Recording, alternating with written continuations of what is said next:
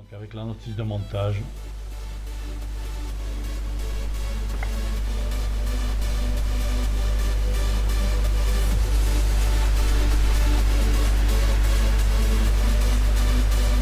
En même temps, je regarde ce que j'ai déjà fait jusqu'à présent. Je fais un petit contrôle de temps en temps pour voir tout ce qui a été fait, ce qui me reste à faire et éventuellement ce que je peux faire à l'avance, on va dire, pour pouvoir par la suite reprendre donc les pièces qui ont été préparées d'avance et bien sûr coller sur les différents organes qui viennent s'assembler entre eux. Donc là, je laisse le train arrière pour que tout l'ensemble sèche et j'ai alors avec un couvercle de boîte de chaussures et du crin de pêche, je vais donc préparer tout, je dirais mon câblage, mon futur câblage électrique. Voilà. Alors bien sûr j'ai différentes épaisseurs de crin, du fin, du moyen, du gros, suivant ce dont j'ai besoin pour venir après former en tout cas les différents câblages qui vont venir alimenter les pièces du moteur et bien sûr partir de la batterie et autres. Voilà. Donc tout ça vous verrez aussi par la suite.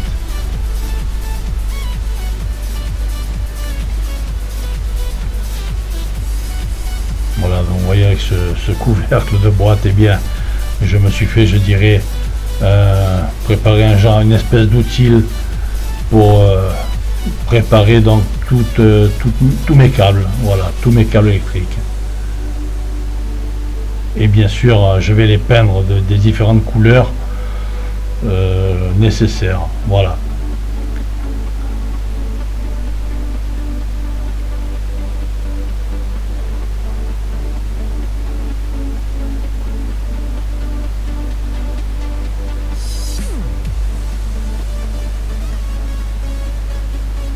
Dans le petit encadré, on peut voir également que je mets en place les amortisseurs donc qui viennent se rajouter aux lames d'amortisseurs donc qui étaient en place sur le train arrière.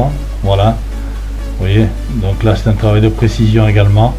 J'ai fait ça avec une pince à épiler.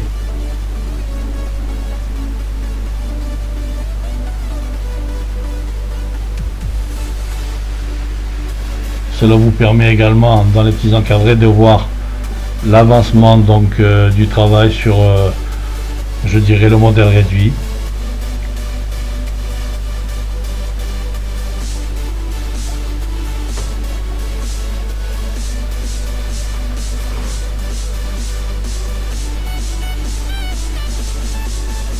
Voilà, donc là je vais tendre entre les, je dirais, les petites fentes que j'ai faites dans le carton. Je vais tendre mon fil pour pouvoir par la suite peindre avec les différentes couleurs nécessaires et former les fameux câbles, tout mon câblage électrique. Voilà. Alors à l'origine, bien sûr, dans le modèle réduit, tout ceci n'y est pas, c'est moi qui ai voulu rajouter, puisque à cette échelle, bon, un modèle réduit de cette échelle, c'est dommage de manquer ce genre de détails.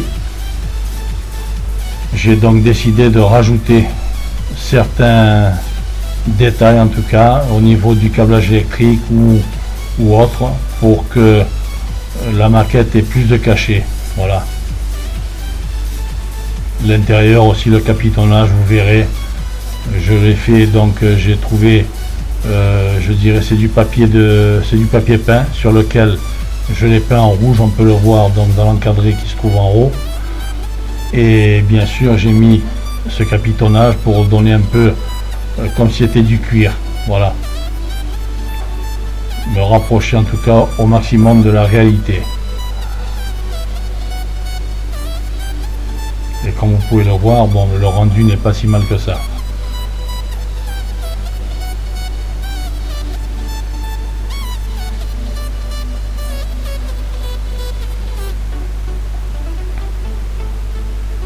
Donc là, bien sûr, comme c'est une phase quand même qui est assez longue, j'ai coupé le film pour que vous voyez comment je procède. Et là, voyez-vous, tout le câblage donc a été mis en place. Je vérifie que le crin soit bien tendu. Voilà, vous voyez. Et maintenant je vais peindre donc le crin des différentes couleurs. Alors ça, j'en préparerai plusieurs puisque j'ai besoin quand même d'une certaine longueur.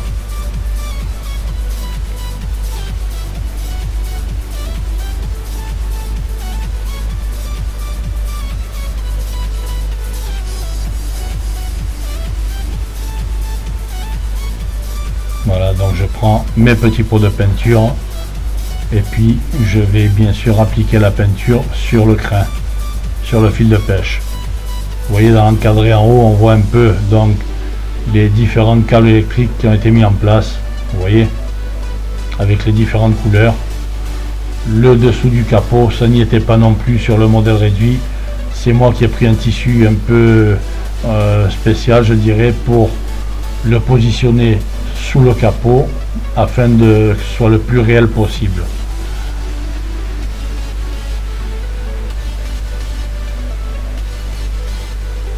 Vous voyez l'alternateur et autres, voilà, avec tout le câblage qui a été rajouté.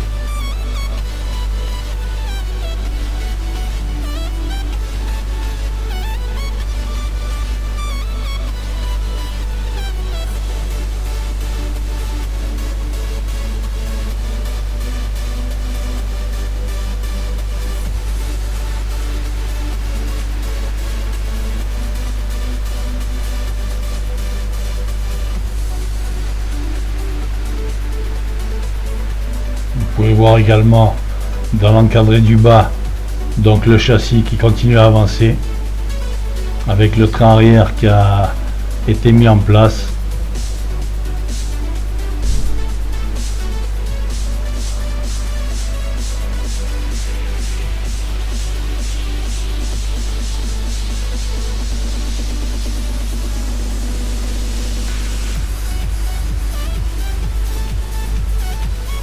Et donc là, j'applique la peinture sur mon crin, sur mon fil de pêche. Alors c'est pareil, c'est un travail qui demande du temps et de la patience également.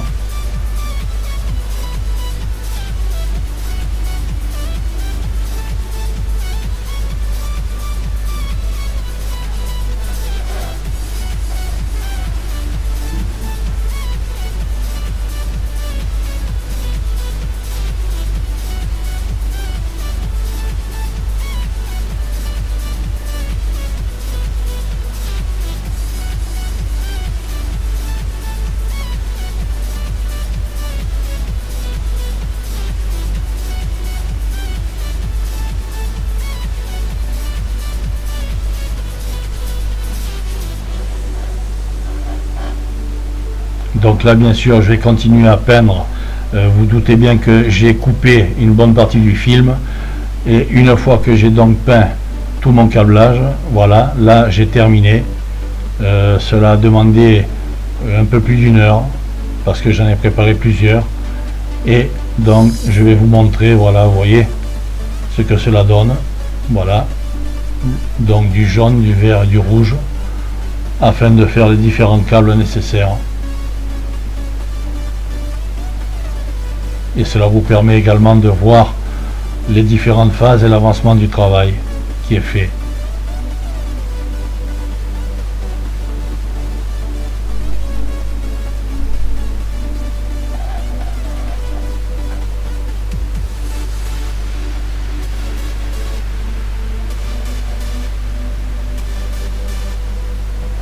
Donc là, je passe à une phase suivante.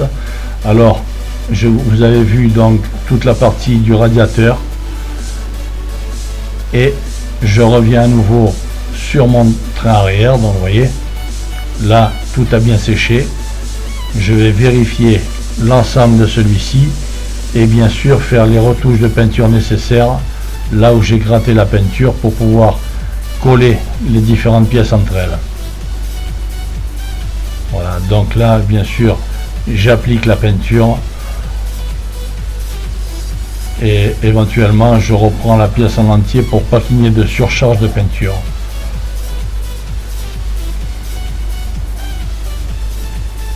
Et ensuite, eh bien, cela partira également à nouveau au séchage et puis on passera sur une autre phase. Alors je dis on passera puisque je me dis que bon, ben, nous partageons un peu cette passion et au fur et à mesure que vous voyez donc l'avancement du travail, eh bien oui, nous passons d'une phase à une autre.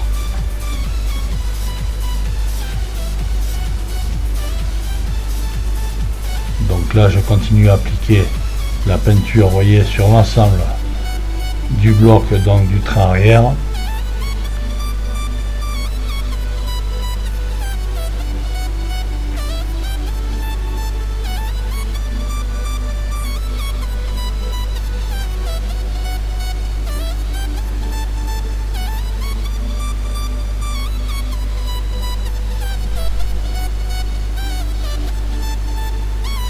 Dans l'encadré également, on peut voir que le châssis donc avance, je dirais bon train, oui, sur l'ensemble de celui-ci.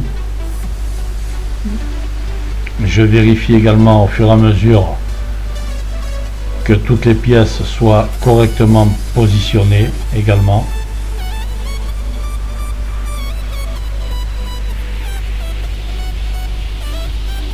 Là, je suis en train de travailler dans le petit encadré également sur le train arrière, vous voyez.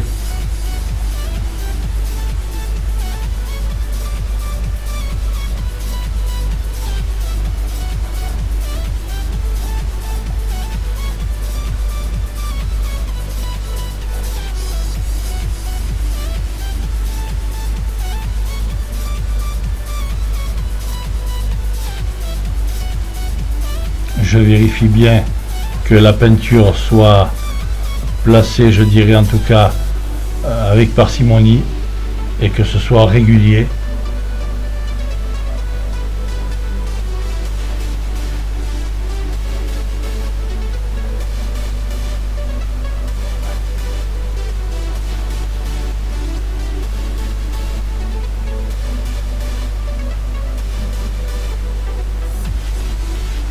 Vous voyez, c'est vraiment un très joli modèle. Une fois terminé, c'est un très bon modèle réduit.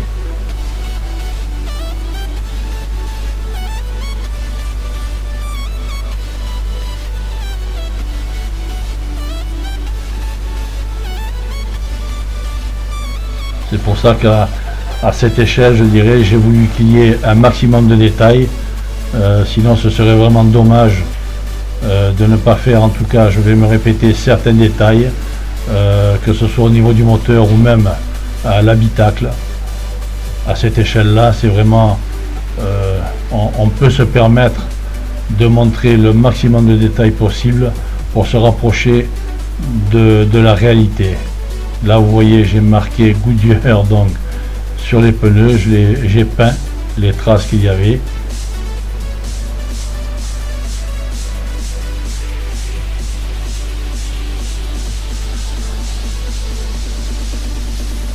Voilà, donc là je vérifie que j'ai bien appliqué la peinture sur l'ensemble donc du bloc arrière, donc du train arrière, et je vais mettre donc une épingle de chaque côté au niveau de l'essieu afin que celui-ci ne touche pas, je dirais, la plaque verte ou le support sur lequel en tout cas elle va s'y trouver, pour ne pas me, si je puis dire, ne pas m'abîmer la peinture, en tout cas ne pas me faire de traces. Voilà, que celle-ci puisse sécher correctement sans être en contact avec le support sur lequel elle va se trouver.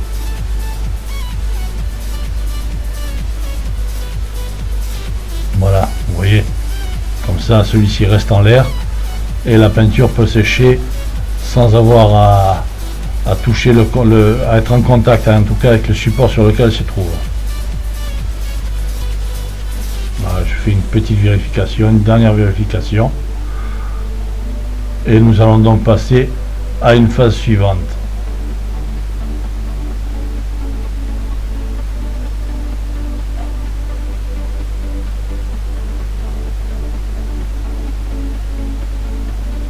Voilà, donc là c'est le capot, donc le capot moteur. Alors j'avais déjà passé une première couche de peinture bleue Et là je vais appliquer au pinceau bien sûr une seconde couche. Alors comme je vous disais, la peinture une fois qu'elle est bien sèche, je ponce celle-ci avec du papier de verre à l'eau et du papier de verre très fin. Ensuite j'applique ma peinture au pinceau, ce qui fait qu'on a un rendu vraiment très propre et la peinture s'étale correctement et reste bien lisse.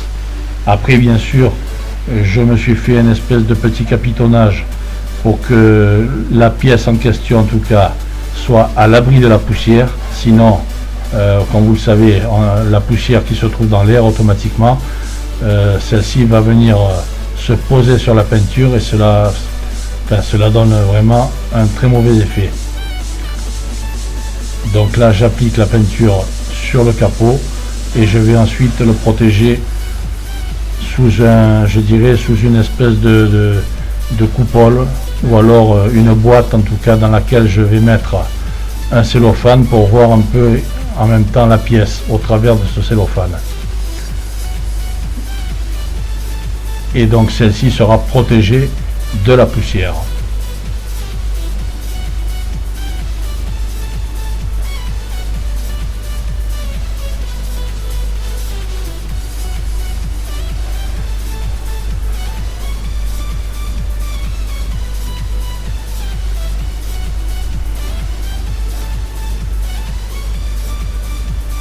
Vous voyez d'ailleurs dans l'encadré en haut à droite, on voit bien la peinture est, je dirais, nickel, si je puis m'exprimer ainsi, vraiment propre, très lisse et lustrée. Comme vous pouvez le voir, celle-ci est lustrée puisque avec le pinceau et le papier de verre à l'eau, donc on arrive à obtenir un lustrage vraiment nickel.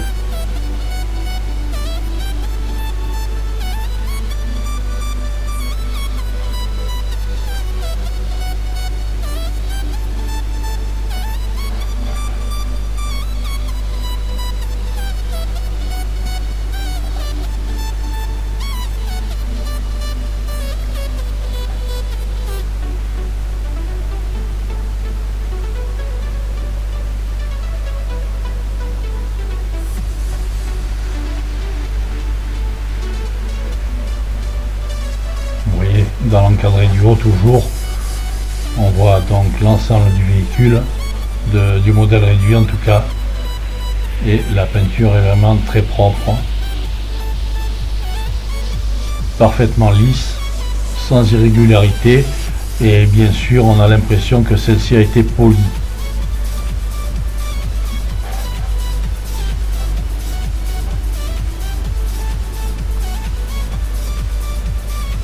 Voilà, vous voyez le capot, donc j'ai fini de passer la seconde couche sur le dessus. Je vais donc protéger celui-ci et le mettre au séchage.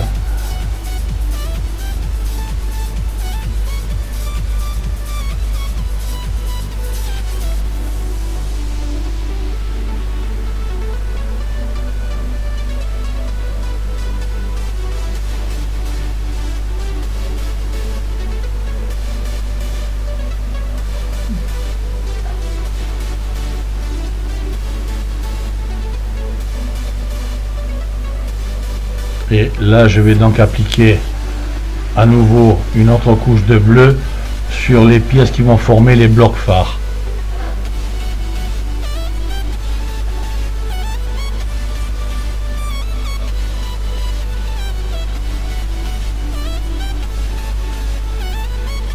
Voilà chers amis, nous arrivons donc au bout de cet épisode. Je vous donne rendez-vous en tout cas, comme je l'ai écrit dans l'épisode numéro 4, vous verrez donc la suite de la construction de ce modèle réduit, donc de la Corvette. Je vous remercie à toutes et à tous, grands et petits, de votre attention et de votre fidélité. Je vous dis à bientôt donc sur ma chaîne et je vous souhaite également une très bonne continuation. Merci à toutes et à tous. Au revoir.